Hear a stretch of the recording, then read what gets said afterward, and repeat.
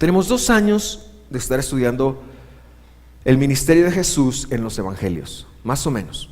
Más o menos todas nuestras prédicas en los últimos meses y años han tenido que ver con el tema de Jesús y hemos seguido su vida en los 4 evangelios.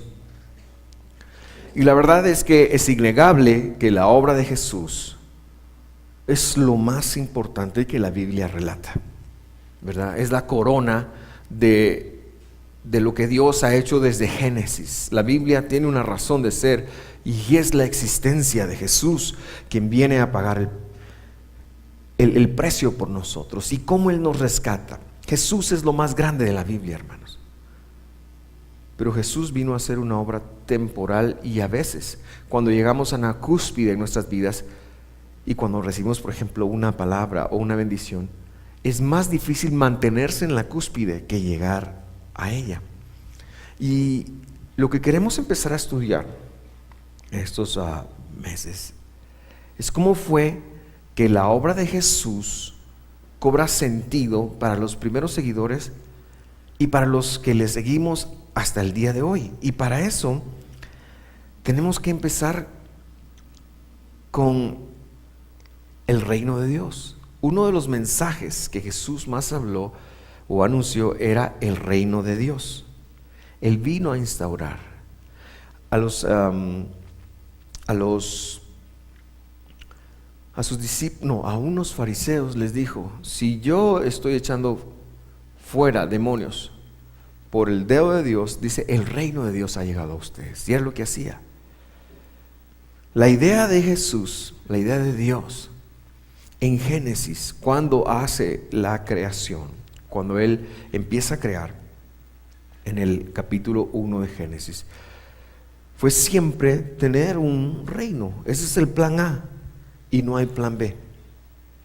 El hombre toma el error y por su propia concupiscencia de entregar el reinado al Satán y eso, o al pecado también, ¿verdad? Y eso provoca todo el caos que vemos en el mundo. Y Jesús fue enviado para acabar con ese caos.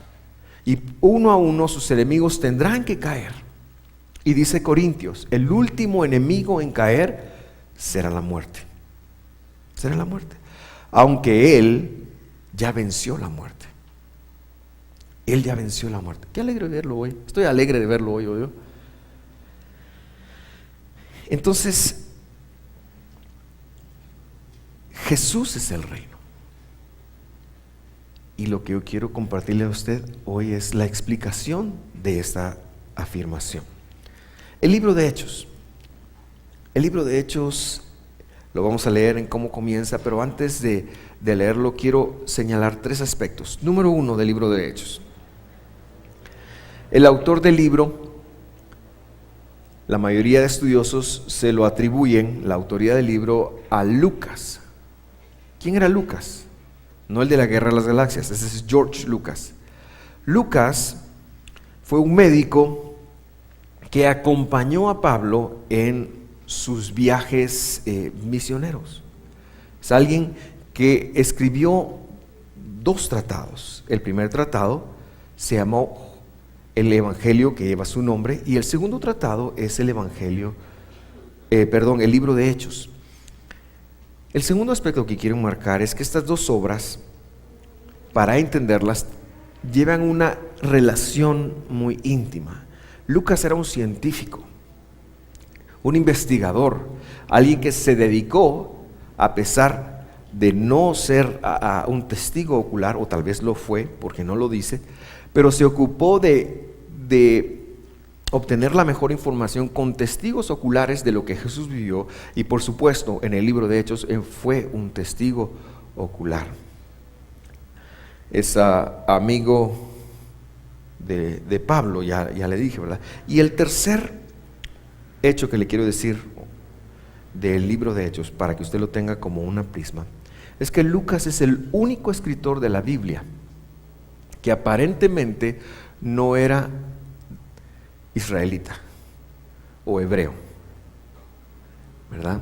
No era de la descendencia de Abraham. Todos los libros de la Biblia fueron escritos por hebreos o israelitas, hijos de Abraham en la carne. Lucas parece ser que era un griego y es el único autorizado en el canon que no era, pero conocedor de todo. Probablemente Lucas, lo más seguro es que fue un converso al judaísmo, y estando en el judaísmo, las buenas nuevas de Jesús lo alcanzaron y se le pegó a Pablo. Tan pegado a Pablo que él dice que escribió Hechos de los Apóstoles, pero a partir del capítulo 16 son los Hechos de Pablo. No hay casi que ninguna narrativa. Jacob de repente figura ahí, pero Lucas era un conocedor, ¿verdad? Esto es importante, ¿por qué? Para entender realmente quién fue el hombre que nos narra a nosotros, cómo se llevó a cabo la gran obra que Jesús había dejado a cargo de sus discípulos. Con esto en mente, vamos a leer el libro, capítulo 1, versículo 1. Lo empiezo leyendo en una versión que es la NTV, la Nueva Traducción Viviente. Teófilo es a quien le escribe ambos libros. Teófilo le dice: en mi primer libro o tratado, dicen otras versiones, te relaté todo lo que Jesús comenzó a hacer y a enseñar. En el primer libro yo me enfoqué en Jesús, es lo que le está diciendo. Pero ahora, hasta el día, dice, que fue llevado al cielo. Pero ahora, después de haberle dado a sus apóstoles escogidos instrucciones adicionales por medio del Espíritu Santo. Y aquí nos tira una perla que nosotros no debemos de despreciar. Dios a sus escogidos se encarga de empoderarlos. Siempre hay una palabra de Dios. Si usted es escogido de Dios, si usted ha puesto su confianza en Él, si usted está dispuesto a exhibir fidelidad por Dios, eso es otra forma, quizás más correcta, de decir, si usted ha creído en Jesús, pues, si usted está dispuesto a exhibir fidelidad por Dios, usted es un escogido. Si usted ya le recibió en su corazón, pues, si usted ya le dijo, yo quiero seguirte, no importa si lo hizo de niño, no importa si lo está haciendo en el momento en que lo haya hecho, usted se convierte en un escogido, porque jamás alguien puede confesar a Jesús como su Señor si no es escogido. Y Él a sus escogidos los capacita, los empodera, porque espera que hagan algo para Él. Muchos de nosotros nos envolvemos en los quehaceres de la vida, y yo creo con todo mi corazón en la responsabilidad y en que como creyentes debemos de dar la cara y debemos de ser ejemplares y debemos de portarnos bien y debemos de tener una vida equilibrada. Por supuesto, la familia es importante, la obtención de recursos es importante, hay que trabajar, hay que esforzarse, hay que prepararse, hay que estudiar, hay que ir a la universidad, señores, hay que prepararse.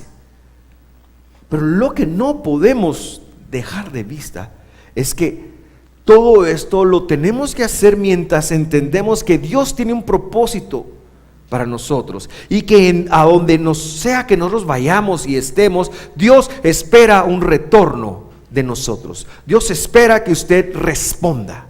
Dios espera que usted haga algo por Él, y para ello lo capacita continuamente. En estos días que nos ha tocado vivir últimamente como familia, yo he podido ver la mano de Dios, la capacitación de Dios en medio de todo, con una palabra, con esto. Hermanos, Dios nos está hablando continuamente. Es tan fácil como abrir la Biblia, es tan fácil como cerrar los ojos, pero tenemos que estar dispuestos a eso. Y si usted es escogido, y yo pienso que lo es, debe abrirse a ser capacitado para vivir en el Espíritu Santo, en el poder del Espíritu Santo. El versículo 3 dice: durante los 40 días después de que sufrió y murió, el Mesías se apareció varias veces a los apóstoles y les demostró con muchas pruebas convincentes que realmente estaba vivo. y les habló del reino de Dios. Hay verdades en la Biblia que no cuestionamos, pero yo pienso que debemos preguntar con fe, ¿por qué? Y aquí está una de ellas. ¿Por qué Jesús se quedó 40 días después de muerto? Después de haber sufrido, después de haber muerto y resucitado. ¿Por qué? ¿Por qué no un año? ¿Por qué no 30 días? ¿Por qué no un mes? Es más fácil decir un mes, ¿verdad? Me voy un mes de vacaciones. Ya, brincos diéramos todos, ¿verdad? Pero es como un número más lógico. ¿Por qué Jesús se quedó 40 días? ¿Por qué no 35? ¿Por qué dice aquí que 40? No existe en la Escritura algo que esté por casualidad. Eso es una verdad tan cierta como que sin oxígeno nos morimos. No existe en la Escritura, y a veces vemos aparentes contradicciones o errores, pero es porque Dios encriptó su palabra para que nosotros investiguemos por qué. Bueno, la primer respuesta y más obvia respuesta cuando usted lee este versículo es que se quedó para certificar que hubiera varios testigos de su resurrección, porque si no después iban a decir, Él no resucitó. Sin embargo, Él se manifestó. Incluso hay ahí una fe, una creencia que dice que vino a América y estuvo con unos brothers ahí en el norte de América, ¿verdad? La Biblia no dice eso, eso es insostenible, ¿verdad? Pero lo que la Biblia sí dice es que Él estuvo 40 días, por supuesto, certificando que había resucitado, por supuesto. Se apareció a Pedro, se apareció a las mujeres, se apareció a sus discípulos, les dio de comer, comió con ellos, ¿verdad? Como lo tenemos en algunas lecturas. Ahora, la otra es ¿por qué? ¿Por qué 40 días? Porque una vez visto, pudo haberse ido, pero no se quedó 40 días. Y la respuesta es porque el Señor instituyó en su palabra un tiempo, una cita. Se llama Pesaj, en español Pascua, y es un tiempo muy importante en donde Él libera a su pueblo de la esclavitud, y luego 50 días después Él instituyó una segunda cita, y esa es Pentecostés. Jesús se quedó en ese espacio entre Pascua y Pentecostés, asegurándose de algo, que hay un mandamiento que se llama la cuenta del Omer. El mandamiento está en Levítico 23 y la idea es contar día tras día. Dice, el mandamiento es contarán. ¿Y con qué propósito? ¿Con qué propósito se contaba? Hoy es el día 1 de la cuenta del Omer, el primer día de la Pascua. Hoy es el día 2. Eso es lo que dice la Biblia. La Biblia enseña que hay que contar. Hoy es el día 3, hoy es el día 4. Y eran 7 semanas más un día, o sea 50 días. Por eso Pentecostés quiere decir 50. Que dicho sea de paso, Jesús nos acompañó en este proceso, para eso se quedó. ¿Y qué era la cuenta del Omer? La cuenta del Omer es un proceso de santificación. Es un proceso de santificación del alma, de rendir el alma. Lo que pasa es que a nosotros, cuando nos hablan del Antiguo Testamento, lo pasan de noche, uno no lo llega a ver, pero cuando estudiamos verdaderamente la palabra de Dios, nos damos cuenta que todo tiene un sentido. El Señor vino a instaurar un reino, vino a cumplir la promesa que Dios le había hecho a los patriarcas, vino a cumplir la promesa que había hecho a sí mismo en el capítulo 3 de Génesis, vino a instaurar un reino, pero Él se iba a asegurar de que su gente tuviera esa capacitación, esa rendición de su alma, y por ello les exigió que purificaran sus vidas. Y entonces hablamos del reino, el reino de Dios. Y a veces sabemos que el reino de Dios se maneja con nuestras oraciones, con nuestra obediencia, pero no vemos el respaldo muchas veces porque no estamos dispuestos a vivir una vida que rinda. Esos 50 días es para rendir la ira, es para rendir el temor, es para hablar del ego, es para rendir el ego. Es la razón de la que se ha quedado. Y el Señor pasa 43 días, 3 días muerto y 40 días de esas semanas. O sea, el Señor pasa 6 de las 7 semanas. Y la última semana que se trabaja precisamente el reino de Dios es que Él se va para que ellos tengan una semana para regresar a Jerusalén y recibir ese poder para hacer casi que cualquier cosa. Hermano, Dios espera nuestra santificación. No es excusa, así nací y así me va a morir. Dios espera que el 2016 lo busques más, que te comprometas más, que conquistes tu carácter, por lo menos algo. Y no que aceptemos, así nací, así me va a morir yo. O no que vivamos llenos de temores, no que vivamos llenos de excusas para no estar cerca de Dios. Jesús espera, es una expectativa que Él tiene de nosotros para respaldarnos. Y ahora llego al versículo 4 y 5, que es hasta donde voy a llegar hoy. Y luego dice, ahora me cambio de versión, la Biblia de las Américas dice: y los reunió y les mandó que no salieran de Jerusalén, sino que les pidió que esperaran la promesa del Padre, la cual les dijo: oyeron de mí. Pues Juan bautizó con agua, pero ustedes serán bautizados con el Espíritu Santo dentro de pocos días. 7 días para ser específico, una semana. Y en esta palabra es donde me quiero estacionar. La promesa, la palabra promesa. Les mandó que esperaran la promesa. Les mandó que esperaran la promesa. Les mandó que esperaran la promesa. La vida cristiana se lleva eficazmente si nosotros aprendemos a vivir dentro de las promesas de Dios y aprendemos a tomar las promesas de Dios como una realidad. El problema de la promesa, cuando nosotros vemos una palabra ahí, promesa, esa palabrita, es que como nos han mentido tanto, nos han roto tantas promesas. ¿A quién no le han roto una promesa? Nuestros padres nos rompieron promesas, nuestros traídos y traidas nos rompieron promesas, los hijos les rompen promesas a uno, ¿verdad?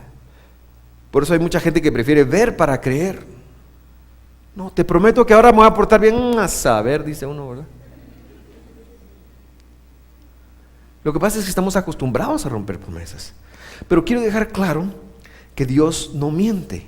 Y la palabra promesa en la Biblia es la palabra Hok. Y Hok usted la va a encontrar traducida como estatuto. Dios siempre va a cumplir sus promesas, porque para Él son estatutos, son leyes. Una promesa para Dios es algo que Él toma el compromiso de llegar a ser. Entonces, los creyentes tenemos que empezar a diferenciar entre las promesas humanas y las promesas de Dios, porque es en las promesas de Dios que nosotros vamos a ver esa transformación. Es en las promesas de Dios en la que nosotros vamos a ver esas victorias. Es en las promesas de Dios en donde vamos a poder comer, en donde vamos a poder vivir quieta y reposadamente con nuestra gente. Es en las promesas de Dios en donde vamos a ver victoria. Tú no vas a ver algo que Dios no te haya prometido. Si tú quieres realmente y tienes alguna expectativa, porque eso es muy bueno, tener la necesidad de que la vida sea mejor, tener el deseo de que las cosas cambien, eso viene de Dios. Dios puso eso innatamente en ti, pero no va a suceder algo que Dios no te ha prometido. Es decir, Dios va a cumplir lo que Él te prometió. Dios va a cumplir lo que Él te prometió. Y la Biblia se divide, usted quizás me ha escuchado, en dos cosas, especialmente la ley del Señor, en dos cosas: promesas y procedimientos. Promesas y procedimientos. Procedimiento: honra a tu padre y a tu madre. Promesa: para que te vaya bien y seas de larga vida sobre la tierra. Así está la palabra de Dios. Y eso usted lo puede ver en el Antiguo, en el Nuevo. Pero el Nuevo Testamento, más que nada, viene a narrar ese cumplimiento y su aplicación en el Mesías. Voy a explicarme con una historia que está en el capítulo 4 de Juan. No he tomado suficientemente agua. Y esta historia sucede en una aldea que se llamaba Caná. Caná es famosa porque fue el primer lugar donde Jesús hizo un milagro, pero este es el segundo milagro. Y allí en Caná hay un oficial del rey que tenía un hijo enfermo. Y usted sabe, uno no sabe lo que es sufrimiento hasta que un hijo se le enferma, ¿verdad? Tal vez es un catarro, pero uno no sabe lo que es sufrimiento hasta que un hijo se enferma. No hay un sufrimiento tan terrible como que un hijo se enferme, ¿verdad? Como que un hijo sufra. Este hombre vivió eso. Y entonces va a buscar a Jesús, y Jesús lo recibe y le da estas palabras. Juan 4:48. Jesús le dijo: si ustedes no ven señales y prodigios, no van a poner su fidelidad en mí. El oficial del rey le dijo: Señor, o sea, ya no le quedaba mucha dignidad. Cualquier cosa, Señor, está bien, pero baja a mi casa antes que mi hijo muera. Él temía que su hijo muriera. Este era un tema de vida o muerte, ¿verdad? Este no es cualquier cosa. Este era un tema complicado. La vida de un hijo estaba ahí. Y este hombre, en lugar de estar llamando médicos, lo tenía claro: está buscando a Dios. En lugar de, aunque hay que llamar médicos, por supuesto, y buscar a Dios, ¿verdad? Este hombre, en lugar de estar viendo en lugar de estarle sosteniendo la mano al muchachito, estaba buscando a Dios. Pero él temía que su hijo muriera. Y entonces sigue diciendo: Jesús le dijo: vete. Qué feo, ¿ah? Tu hijo vive. La expectativa del hombre es que el Mesías lo va a ver, va a tener compasión de él, porque él es todo amor, y se iba a decir: yo voy contigo a tu casa y lo sano. Pero Jesús es algo distinto para enseñarle a usted y enseñarme a mí. Él llega y le dice: date, papá, date a tu casa, tu hijo va a estar bien, tranquilo. ¿Qué hubiera hecho usted? ¿Qué hubiera hecho usted? Es un asunto de vida y muerte. No, Señor, no te dejaré hasta que no bajes a mi casa. ¿Sabe quién hizo eso? Jairo. ¿Se acuerda de Jairo? Y por ahí llegó una mujer que estaba enferma, lo agarró y el Señor paró, y Jairo así como: no puede ser.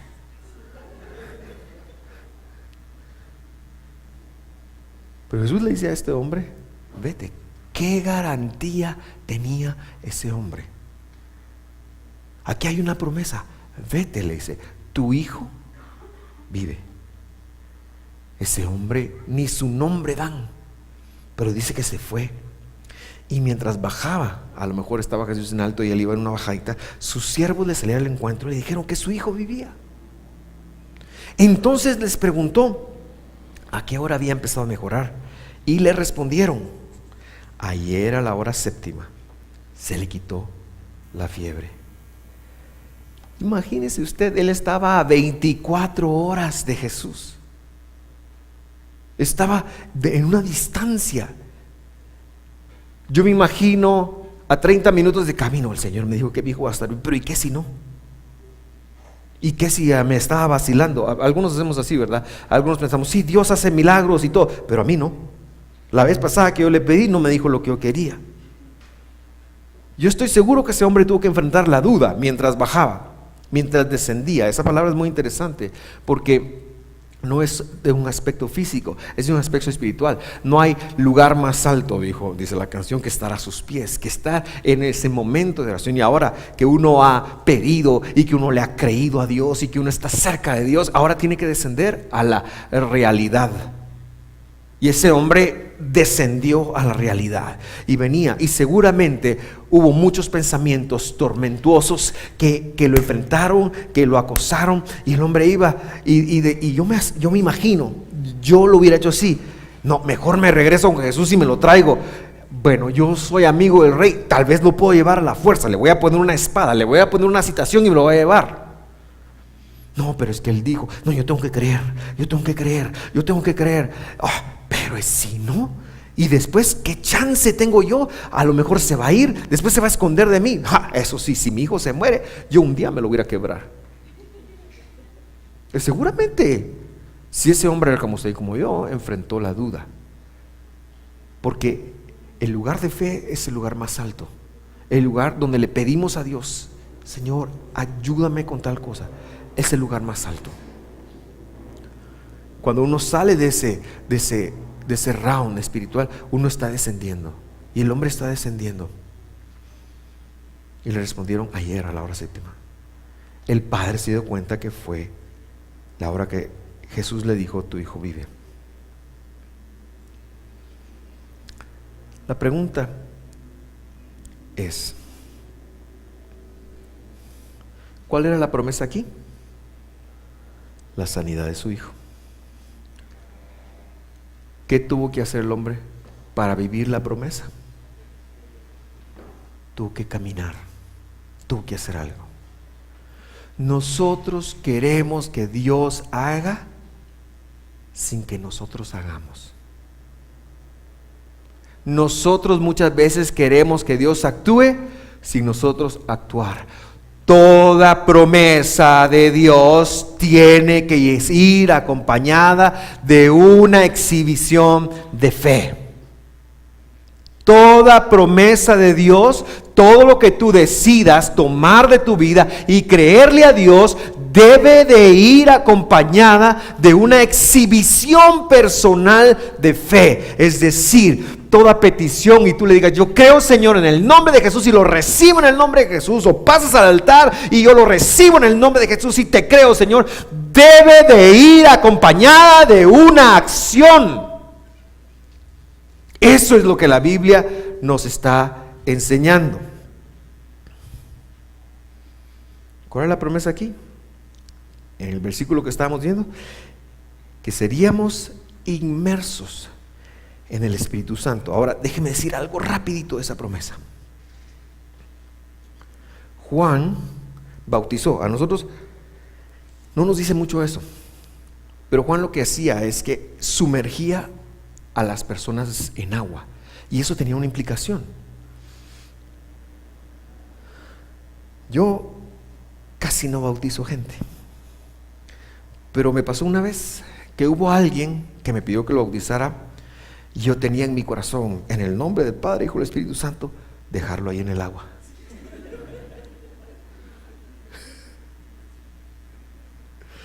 De verdad, no está aquí, no es ninguno de ustedes.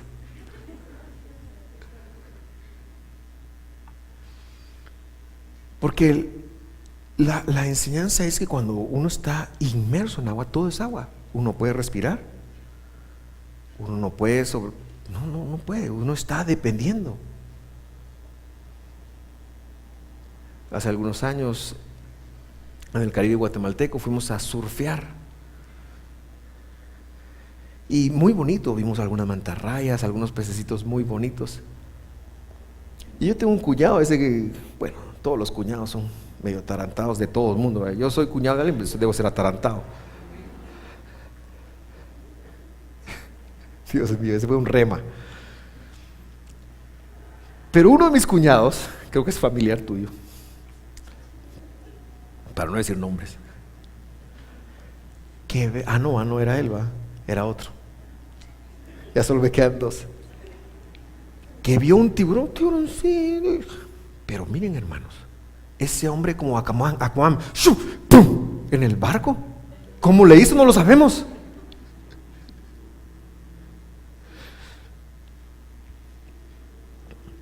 Porque uno dentro del agua es muy vulnerable. Y la idea de Juan y la idea del bautismo era que vivir bajo el agua, porque el humano no puede vivir bajo el agua. La idea del bautismo es morir al pecado. Por supuesto, es transformar la vida, es un arrepentimiento. Entonces, la idea del bautismo en el Espíritu Santo es vivir una vida ya no mía, sino en el poder de Dios. Esa es la idea del bautismo del Espíritu Santo.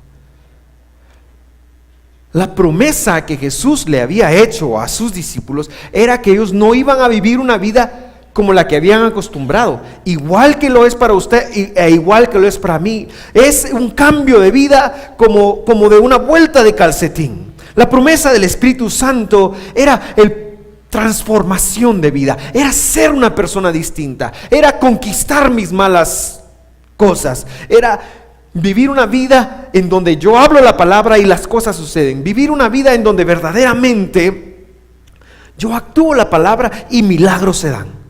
Y Pedro y Juan y Jacobo y todos ellos, si usted lee el libro de Hechos, una vez fueron inmersos en ese poder de Dios. Ellos sí lo vivieron. Pedro dice que su sombra sanaba a la gente. Pablo, qué denuedo Pablo, hermanos. Yo le decía a mi mamá en estos días, estoy impresionado de la valentía con la que has enfrentado esto. Me quito el sombrero contigo, mamá, de cómo has enfrentado 12 años, callada la boca. Y yo la fregaba, yo la vacilaba, yo le decía cosas.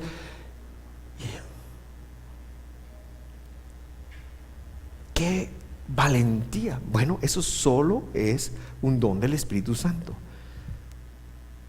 El estar inmerso es vivir una vida nueva que no se lo ha imaginado, que no la vive ahorita, porque ahorita vivimos vidas llenas de duda, vivimos vidas llenas de incredulidad, muchas veces vivimos vidas llenas de limitaciones. Y verdaderamente yo creo que esa promesa es para una vida transformada, una vida completamente distinta a la que estamos viviendo, que muchas veces está llena de limitaciones. Esa promesa.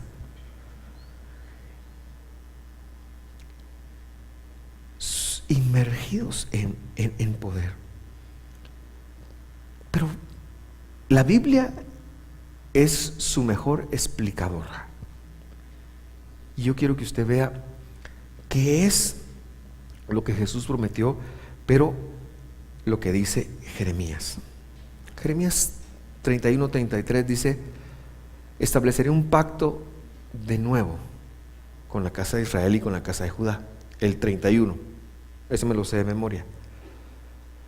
No os han traducido estableceré un nuevo pacto, pero la Biblia dice estableceré pacto de nuevo, porque ellos habían roto el pacto de Dios.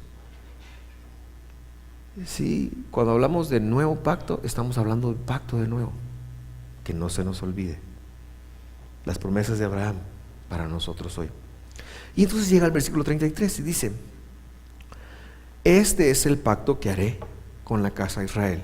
Pacto aquí es señal de promesa. Esta es la promesa que le estoy haciendo a Israel.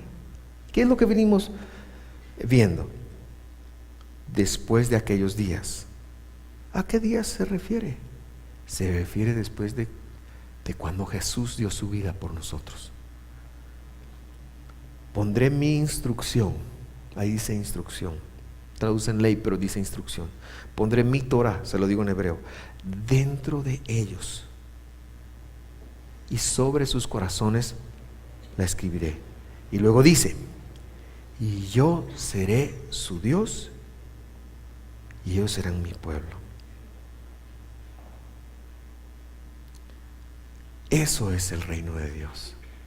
Eso es lo que Jesús vino a hacer, a poner su instrucción dentro de nuestros corazones y a que nosotros conectáramos que Él Él es Dios. Eso es el reino de Dios. Por eso Jesús es el reino, porque yo seré su Dios y ellos serán mi pueblo. Por eso hay que estudiar la Biblia, porque hay que entender qué quiere decir eso.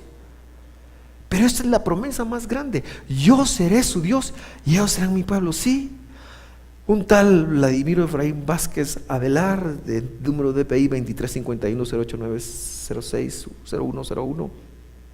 Me faltó un número, pero no se lo voy a decir porque ya saben, se guarda uno siempre las cosas. Que hijo de un cabricaneco con una retalteca, ¿qué le importaba a Dios? ¿Qué le importaba a Dios? Que nació en Guatemala, que no era hijo del pacto, que no era hijo de la promesa, que ahí nació. A ese tal Vladimiro Efraín Vázquez Avelar, Dios tuvo misericordia y Él dijo: yo voy a ser tu Dios y tú vas a ser de los míos. Esa es la promesa. Eso es el Espíritu Santo en nuestros corazones, que Él va a ser nuestro Dios. Y eso tiene mucho, porque el concepto de Dios de la antigüedad no es el mismo concepto que tenemos nosotros hoy de Dios. El concepto de Dios de hoy de nosotros es viejito buena onda, barba blanca, cuando estoy en clavos le oro, le pido, a veces me responde, a veces no me responde. Concepto de Dios de esa época, el bíblico: todo depende de Él. La lluvia depende de Él, la buena mujer depende de Él, la economía depende de Él. Si Él dice, se da; si Él dice que no, no se da. Por eso es que las regiones, estos pueblos eran tan idólatras, porque ellos necesitaban un Dios para que les lloviera, un Dios para el maíz. Bueno, esos son los mayas, ¿verdad? Pero también esa es la idea. Y aquí lo que está diciendo es: yo seré su todo. Cuando Moisés está teniendo una conversación con Dios y quieren ver el tema de la liberación de Egipto, Moisés le dice a Dios: ¿y quién me envía? Y la Biblia dice: Ejeye de Ejeye.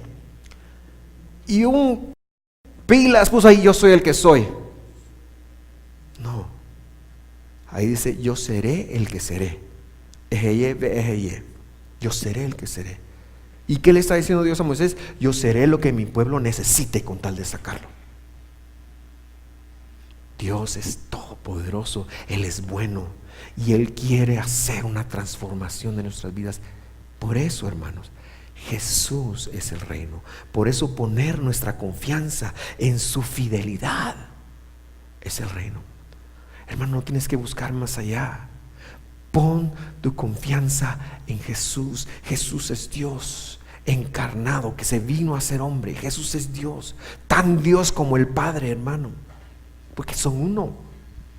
Jesús es Dios y vino a ser nuestro Dios. Era Dios de todo. Por supuesto, su palabra es lo que se va a cumplir, pero ahora iba a venir a acercar esa relación para que cuando tú hables y pidas, Él te responda, para que las cosas verdaderamente suceden. Porque los planes de Dios son buenos. Porque los planes que Dios tiene para tu vida, para el 2019, son buenos. Son planes de bien, pero tenemos que exhibir esa fidelidad. Tenemos que empezar a hacer, hermanos. Nuestra fe tiene que dejar de ser algo solamente lógico. Tiene que dejar de ser algo solamente conceptual, solamente una teoría que sabemos, y tenemos que empezarnos a mover en cumplirle a Dios, en ser obedientes con Dios. Jesús es el reino y todo lo que nos pida Jesús es lo que debemos de hacer, porque eso trae la semilla del éxito. Yo quiero desafiar tu vida esta mañana. Es el primer domingo que yo predico aquí en este año, pero yo quiero empezar mi año contigo aquí desafiándote para tener una vida distinta de lo que estás acostumbrado, desafiándote para cambiar tu vida, para tomar esa promesa de que Él es tu Dios y ser inmerso en ese poder. Y poco a poco ir transformando tu vida. Por supuesto, si se te da romplón, si se te da milagro, gloria a Dios, bendito sea su nombre, que así sea, que te pase a ti. Pero en la mayoría de los casos se va dando en la medida que vamos conectando su palabra y en la medida que vamos haciendo su palabra. En la medida que vamos haciendo su palabra. Jesús es el reino. El reino son las promesas. Lo que le prometió a Abraham, lo que le prometió a Isaac, lo que le prometió a Jacob. Cualquier promesa que está en la Biblia ahí es para ti, es para mí. Y si a veces las cosas no suceden, algo hay que ver.